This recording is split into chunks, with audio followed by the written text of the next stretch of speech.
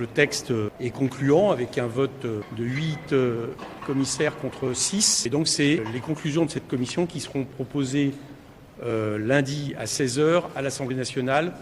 Et si jamais il passe, vraisemblablement, je crois, jeudi au Sénat. Bien, je l'avais dit un peu d'emblée en introduction de cette CMP, j'avais dit qu'on n'avait rien à en attendre. C'est exactement ce qui s'est passé.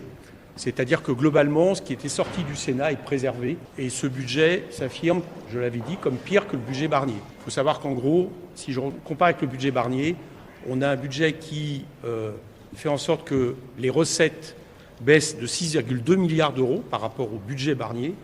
Et les dépenses augmentent, c'est-à-dire la baisse des dépenses, augmente de 6,4 milliards d'euros. Donc on a bien, comme je l'avais dit, à la fois moins de recettes, beaucoup moins de recettes et beaucoup plus de baisse de dépenses publiques, qui est le propre d'un budget austéritaire. Voilà, ça c'est la caractéristique principale de cette CMP qui ne modifie pas les grands équilibres issus du Sénat qui lui-même avait aggravé le texte et qui était aggravé parce qu'il y avait des amendements proposés par le gouvernement Bayrou ou préservés par le gouvernement Bayrou.